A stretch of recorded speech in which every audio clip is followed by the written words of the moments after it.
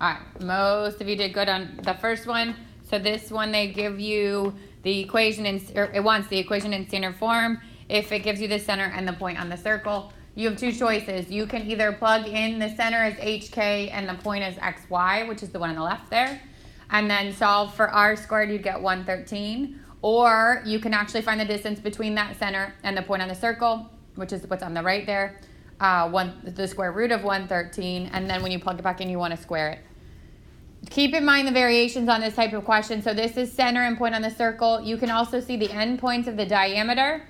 And for that one, if you're going to find the distance between them, you have to do the distance between them divided by 2.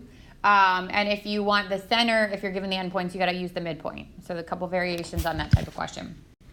The second one says, write the equation of the circle in standard form, then identify its center and radius. So this is a circle, but it's not in standard form. So we're going to complete the square for both the x and the y. First thing I'm going to do is group together the x and the x squared and the x term, 54, and then the y squared and the y term. And we're going to bump the 17 to the other side, making it a negative 17. Then if there's something in front of the squared terms, we have to take it out. So I'm going to take out the 9 here. That goes into both 9x squared and 54x. And then do it here as well, 9, 4. And then I got to figure out what the third term is inside these trinomials. So I take the 6, divide it by 2, that's 3, square it, that's 9. That's what I would normally add here. Well, that's what I do add there. And what I would normally add to this side. But before I add it, I have to multiply by what I took out. So I'm actually adding 81. And then I'm going to repeat that process with the y. I take the 4, divide it by 2, that's 2, square it, that's 4. I'm going to add the 4 in here. And again, normally I'd add it over here, but before I do that, I have to multiply it times the 9 that I took out. So this time I'm adding 36. So this becomes negative 17 plus 117, which is 100. On the left-hand side, I made them in a perfect square so that I can factor them. So I'm going to keep the 9 on the front. I'm going to square root the first term, square root the last term, take the sign from the middle, put it in those parentheses and square it. And then same thing for the y. 9 goes on the front, square root the first term, square root the last term, take the sign from the middle, put it in the parentheses and square it. That equals 100. Now with a circle, you can never have something on the front of your parentheses. So what I have to do from here is divide everything by 9. So it's going to cancel off of these, and I get x plus 3 squared plus y minus 2 squared equals 100 over 9. Then from there, I can identify the center and the radius. So center would be negative 3, 2, and the radius would be the square root of 100 over 9, which is 10 over 3.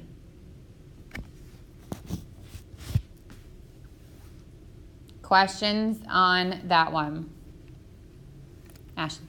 I divided everything by 9 before I started, and I got the same answer. That's okay. Yeah, same thing. As long as you do it to every single term, same process. Yep. You're either dealing with the 9 and then later the fraction, or you're dealing with the fractions by getting rid of the 9. Doesn't matter which order you do that on.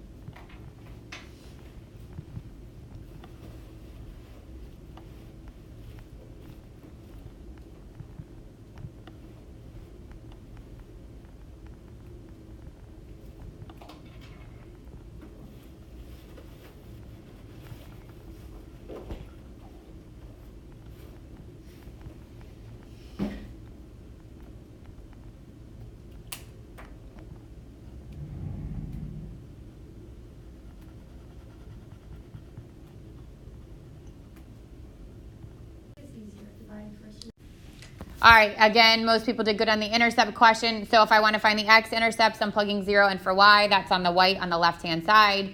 I would have gotten -2 and -8. And then on the right-hand side is your y-intercept, plugging 0 in for x, and you get just 4. Be really careful. Don't forget your plus and minus here. That's where people make mistakes. Remember, you can also kind of draw these out and see if they make sense. When you graph this, you should have crossed the x-axis twice and only touched the y-axis at that 4 point. All right, what am I on? Fourth one. This says find the standard form of the equation with the vertex of 0, 0 and the focus at -2, 0. So if you plot your point at 0, 0, which is here, this is your vertex, and your focus at -2, 0, that tells you that this is a parabola that's pointing to the left, which means it is a y squared, and the p has to be negative. And then if you count the distance in between the focus and the vertex, it's 2, which means your p is a -2. And then if I take and plug in the -2 into the position where p is, I get y squared equals -8x. So remember, your standard form with a vertex at 0, 0 would be y squared equals 4px, or x squared equals 4py. The top one being the horizontal parabola pointing right and left, and the bottom one being the vertical parabola pointing up and down. The next one says find the vertex, focus, and directrix of the parabola and sketch its graph. So again, we have to complete the square, but this time you only have to complete it for the y's. So I'm going to do that, bump the 4x to the other side. Take that 4 that's in front of the y, divided by 2, that's 2 squared. It's 4, add it to this side and to this side.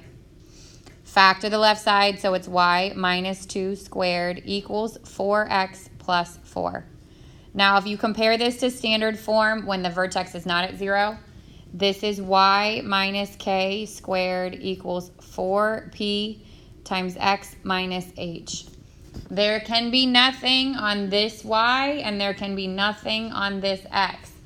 The y on the left is fine, but that means I have to take the 4 out on the right-hand side. So this becomes y minus 2 squared equals 4 times x plus 1. From there, you can get your vertex, which is -1, 2. Obviously, the x is with the h and the y is with the k. You always change the signs. From this, I also know that this is going to be a parabola, that because the y is squared, it's pointing, and the y is squared and the p is positive, this is pointing to the right. So -1, 2, pointing to the right.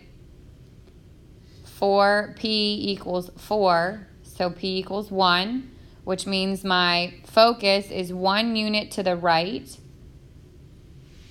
which would be 0, 2. And my directrix is 1 unit behind it, or left of it, which is x equals -2. And then the sketch of the graph is there. So for your graphs, for the quiz, I just need to see the vertex, the directrix, and the focus. You don't need to give me an exact curve around that focus. Isa?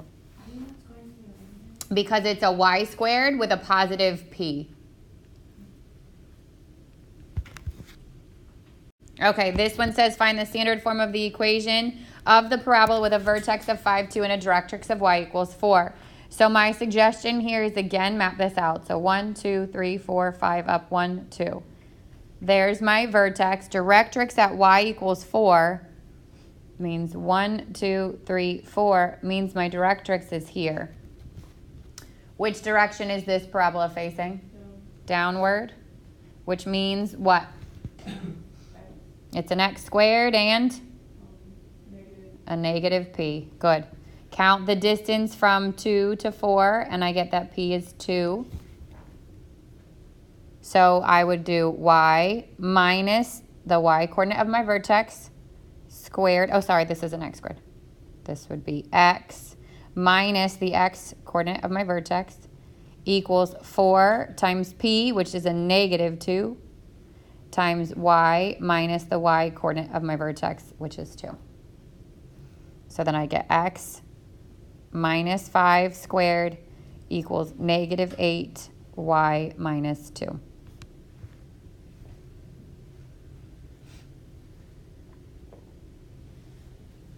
Questions on that one? All right, so again, you've got to be so comfortable with this information that it's going to give it to you in different parts. Sometimes you're going to get a vertex and a directrix. Sometimes you're going to get a vertex and a focus. Sometimes you're going to get a focus and a directrix where you'd actually have to find the halfway point to get the vertex. Okay, quick questions on homework. Number 9 said, find the standard form of the equation of the parabola with the given characteristics and vertex at the origin. So if vertex is at the origin, then I know I'm at 0, 0. Directrix being x equals 5, 1, 2, 3, 4, 5. There's my directrix. This means that this is a parabola that's going to be pointing to the left. All right, so this is a negative p and a y squared. So then I want to count 1, 2, 3, 4, 5. That means p is 5 and a negative 5 because that p is negative. Because it's at the origin, my equation for standard form is y squared equals 4p times x. So y squared would equal 4 times negative 5 times x. Y squared equals negative 20x. Yep. So I got confused because like what do you do whether or not if the parabola's pointing to the left or right? That's on the p. So if it's pointing left, the p is negative. If it's pointing right, the p is positive. So the p is what carries the sign, not the squared term. Yep. Which normally, like if you think back to quadratic, when we had it in quadratic form, ax squared plus bx plus c, the first term carried your sign. Yeah. So it's different in standard form. All right, and then number 10 says find the vertex, the focus, and directrix of the parabola and sketch its graph, and then use the graphing utility to verify. So I would have to group those together, y squared minus 12x, bump the 4x to the other side, so it would be 4x minus 32. Complete the square on the left-hand side, take 12, divide it by 2, that's 6, square it, that's 36. And I'd get y minus 6 squared equals 4x. Negative 32 plus 6 is positive 4. And then again, we can't have the 4 on the x, so we take it out. And it's x plus 1. So my vertex is negative 1, 6. This is a y squared with a positive p, so it's pointing to the right. 4 equals 4p, so p equals 1. That means I'm going to the right 1 for my focus, so 0, 6. And I'm going to the left 1 for my directrix, x equals negative 2. Good? Yeah.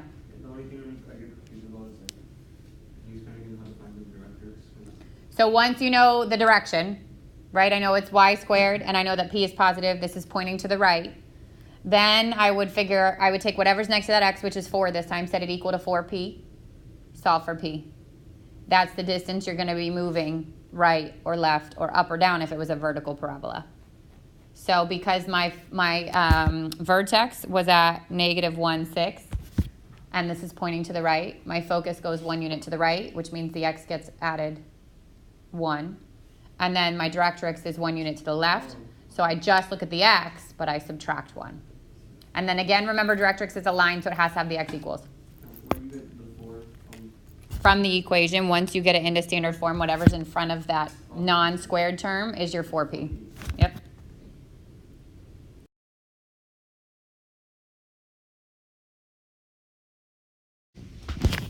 So 9.2 is about ellipses, and ellipses is the third conic, because in the first section we talked about circles and parabolas. We're going to do ellipses, and one more after this is hyperbolas, okay? An ellipse is an oval. So an ellipse is the set of all the points x and y in a plane, the sum of whose distance from two distinct fixed points is constant.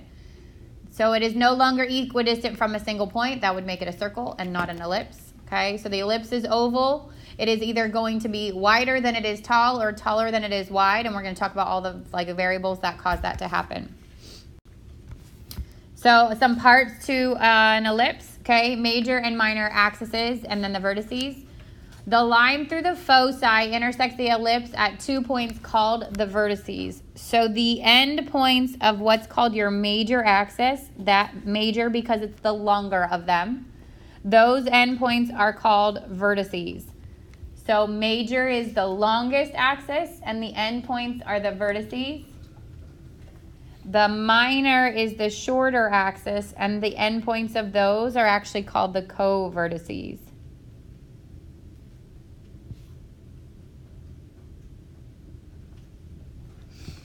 It still has a center just like a circle.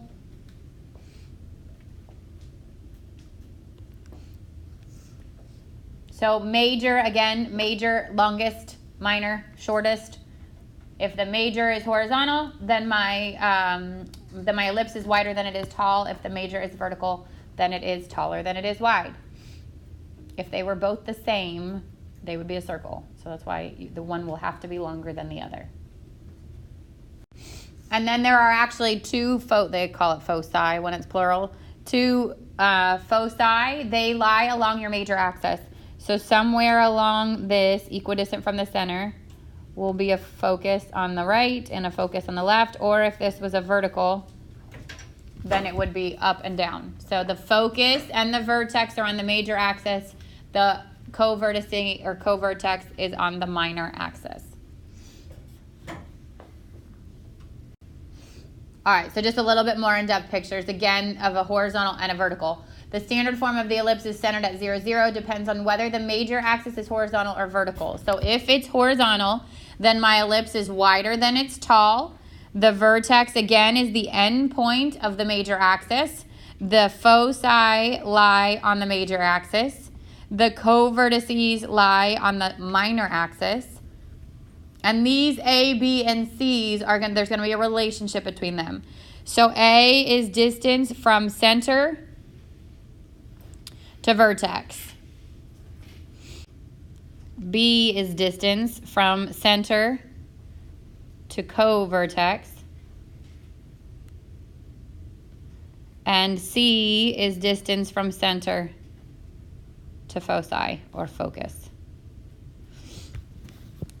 A and C are on the major axis, and B is on the minor axis.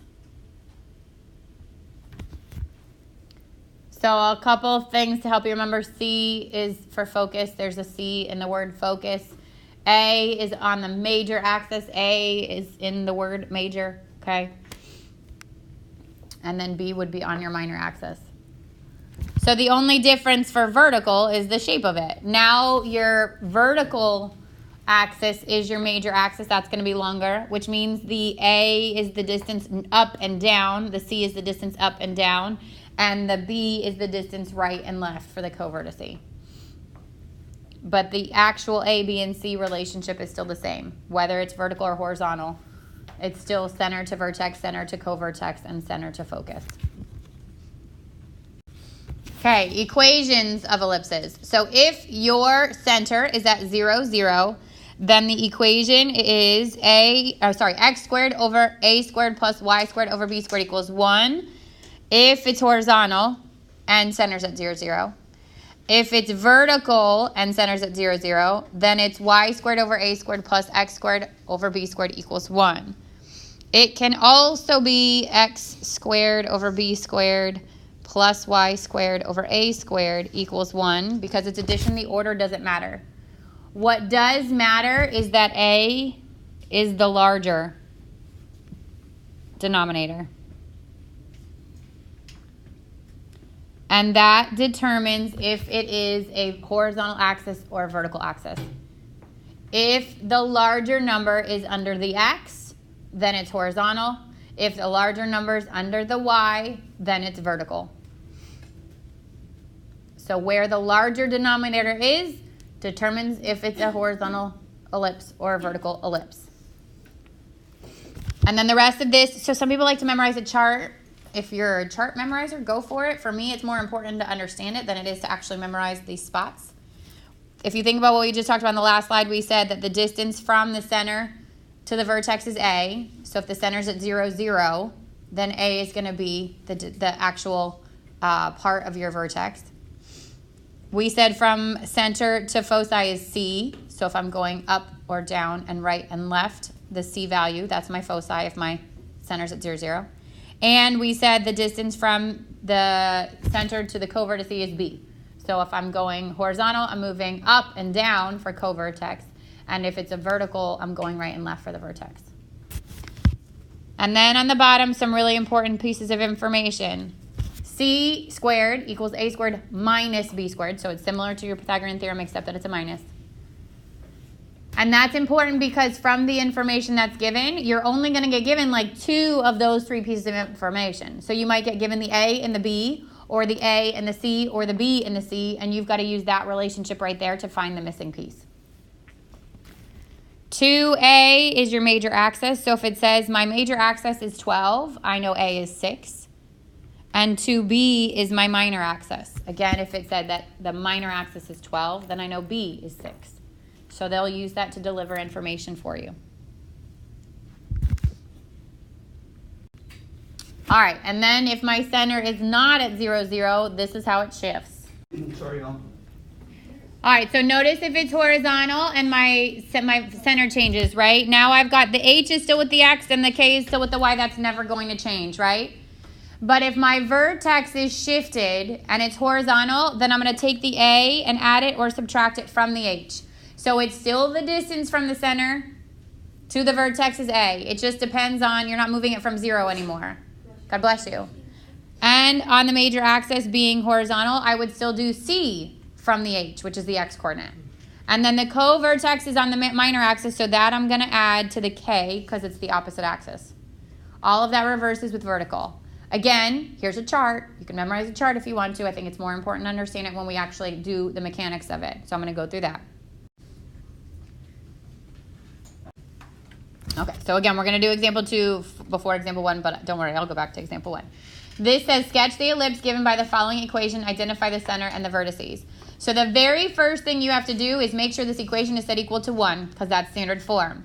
With a circle, we have to make sure there's nothing on the front of the x squareds. But with an ellipse, we have to make sure it's equal to 1. Is this equal to 1? No, so what's the very first step?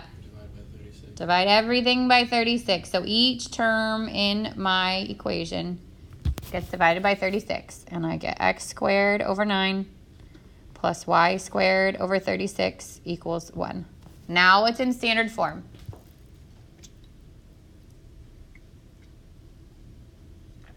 Okay, what's the a squared? Y. What value is the a squared? That's what has it, but what's the value, right? 36. How do you know that that's the a squared and not the 9? It's a bigger number. Everybody heard that?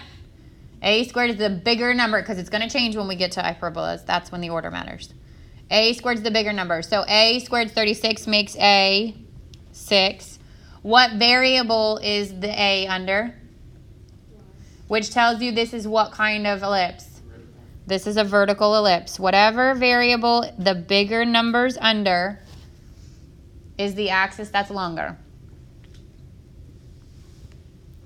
What's b squared? 3. Well, b squared is 9b is 3, right? Yeah. Okay.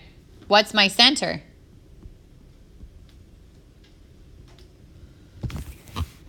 Is there anything being added or subtracted from either the x or the y? Nope. So center is what? 0, 0. Okay, so let's start with what we've got. I'm going to plot my center. We said my major axis is the vertical axis. So from my center, I'm going up and down A because that's the major one. So I'm going up 6 and I'm going down 6. From my center, I'm going right and left B, which is 3 and negative 3. Already, I can form my ellipse. My center was identified. Your vertices come from adding A to the y coordinate of your center.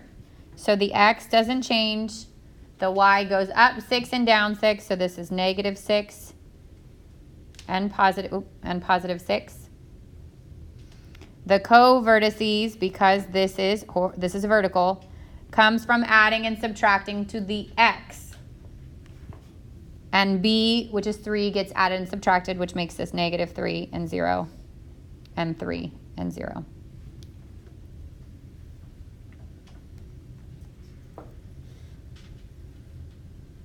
If they had asked for the foci, I would have done the c squared equals a squared minus b squared to find what c is.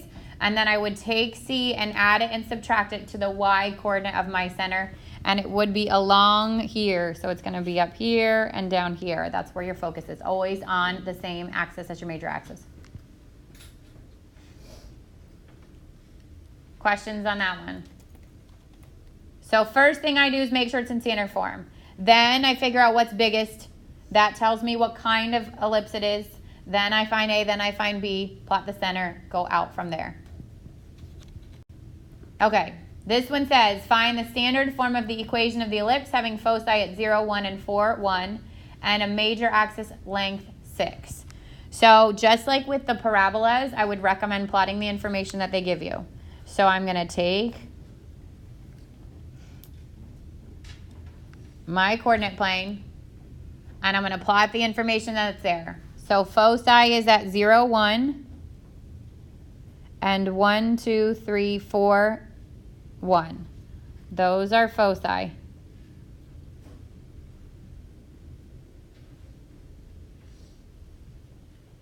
Where does the center lie in relationship to the focus? Halfway between them. So already I should be able to find my center, right? Halfway between these two would be 2, 1.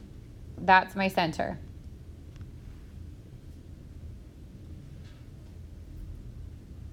You with me so far? Already from here I can now find C, right? Because C is the distance from the center to the foci. So what's the distance from center to foci? C is 2. I'm going right 2 or left 2?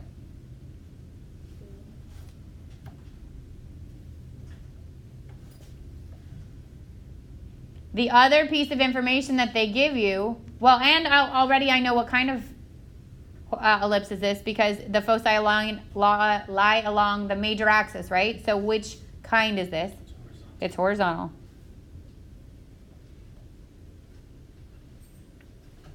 The second piece of information they give you is that the major axis has a length of 6. What is the major axis?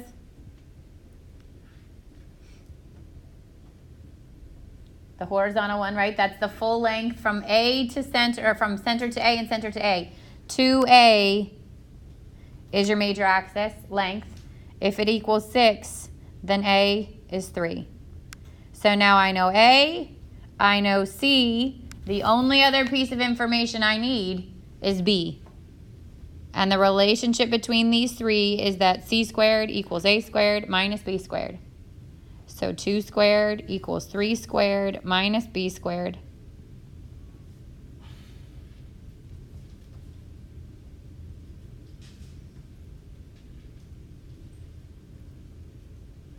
And B would be the square root of 5. I don't even need B. I just need B squared. As soon as you know that it's horizontal, you can figure out what your standard form needs to be. X squared minus H, or X minus H squared over A squared, because horizontal would be the X being the greater. Y minus K squared over B squared equals 1. So now I get X minus 2, because that's the X coordinate of my center, over 3 squared is 9, plus Y minus 1, that's the K, over B squared, which is 5, equals 1. Can the A, B, or C ever be negative? No. Good question. The actual coordinate could be, but the A and the B cannot.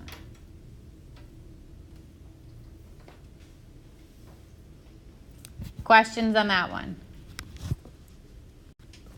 Okay, so example 3. Graph the ellipse, identify the center of vertices and foci. What's different with this? You got to get into standard form. How do we do that? Complete the square. I'm going to do it kind of fast, okay? Because we've done this a billion times by now. I'm going to group x squared plus 6x together. 4y squared minus 8y gets grouped together. The 9 gets bumped to the other side. The first one's going to stay. The second one, I've got to take out the 4.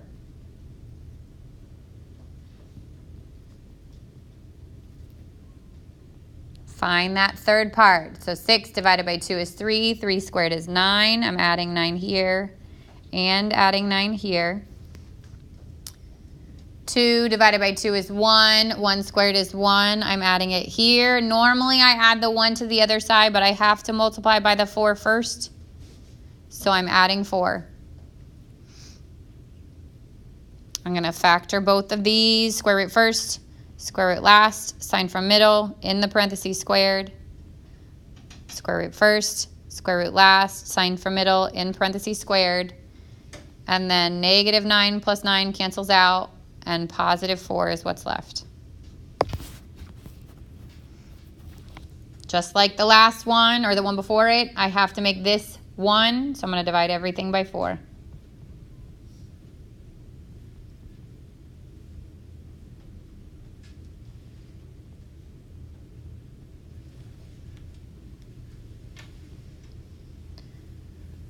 And technically, you don't need the denominator of 1 to be visible, but for some people, it helps to know that it's there. That's not a 0, so be careful.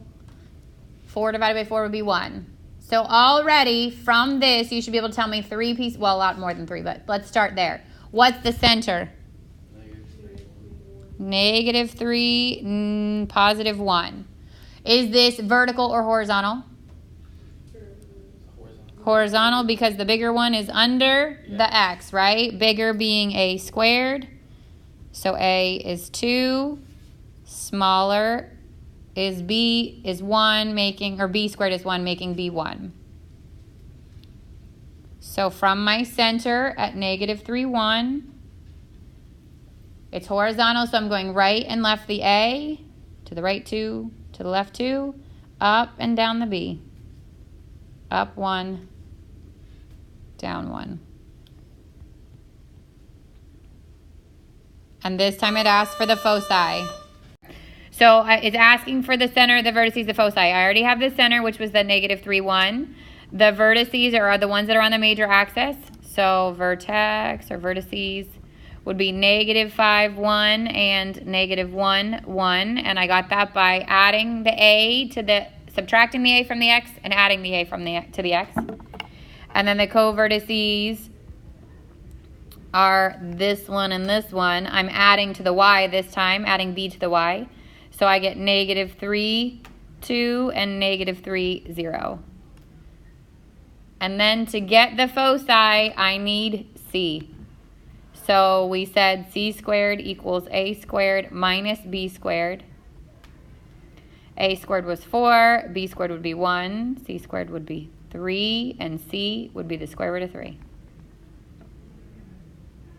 And the foci lies on the major axis, right, which is horizontal. So I'm going to take that root 3 and I'm going to subtract it from the x and add it to the x from my original center. So foci is negative 3 plus and minus root 3 and 1. And you can either keep it together like that or separate it out. Negative 3 plus root 3, comma 1. Negative 3 minus root 3, comma 1. If it had asked you to literally graph it, you would just approximate root 3. If it just wants it as an answer, you'll keep it exact. Questions? All right, so looking at this, it says the graph the ellipse and identify the center, vertices, and foci. What's different with this one?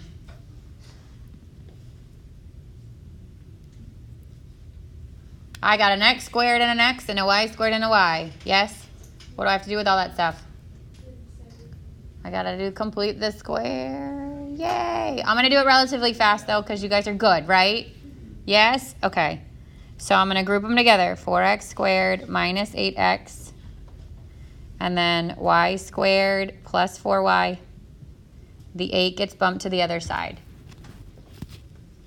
Then I got to take out the 4.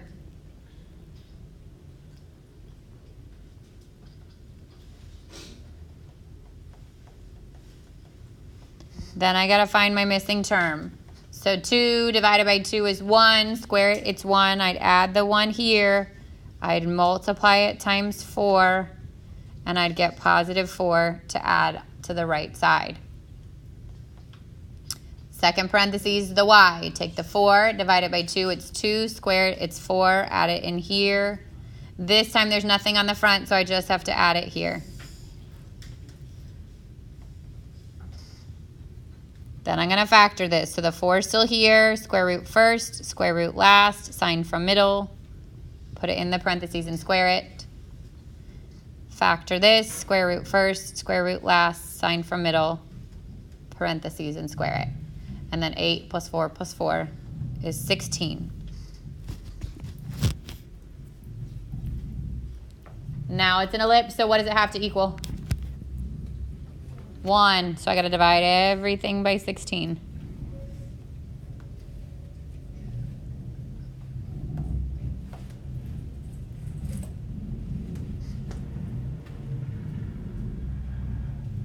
Here's my standard form. Is this a vertical or a horizontal ellipse? Vertical because the A is under the Y. A squared is 16, which means A is 4. B squared is 4, which means B is 2. And it asked me for the foci, so I'm going to have to find C anyways. I'm just going to do it now. C squared equals A squared minus B squared. 12, which is square root 12, or 2 root 3.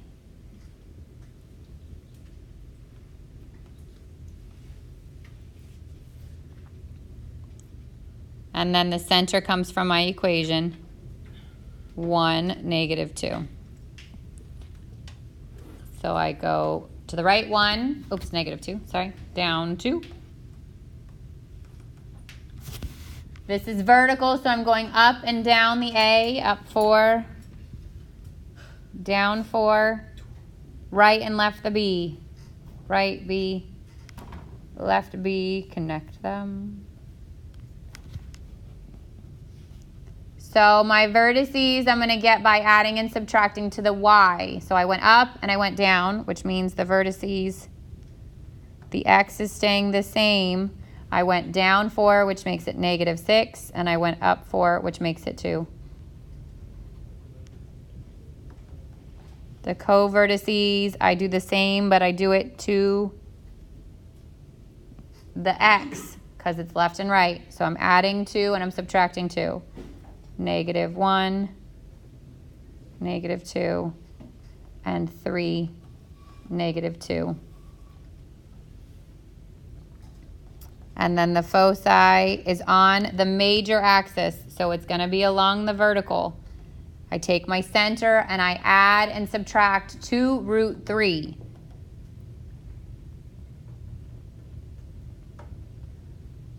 Which you can keep together like that because it can't be simplified, or you could separate it out. 1 plus 2 root 3, negative 2, 1 minus 2 root 3, negative 2. And then the last thing is eccentricity. So eccentricity is just how oval the ellipse is. It's how stretched out it is or how close to being a circle it is, okay? It's represented by the variable that is E, and it is found by the ratio of C to A. So you put C over A, you'll get a fraction, okay? It's got to be in between 0 and 1 because A can't be bigger than C based on the equation, okay? The closer that it is to 0, the more shaped of a circle it is. So the less flat it is. The closer it is to 1, the further out it goes. Does that make sense? Okay? So if you go back to the question that I had asked before with, we pulled back in this example. If I wanted to know the eccentricity of this ellipse, I would do E equals C over A. C is the square root of 3, and A was 2. So this root 3 is kind of close to root 4. Let's say that's like a 1.8 over 2. That's saying that the eccentricity is 0.9, which is why this is a flatter shaped oval. Okay, it's like squished. It will either just ask you flat out for the eccentricity like that, or it will give you, let's say, A and the eccentricity, and now you can find C. So you can also get given it as a piece of information to find the other ones. Questions?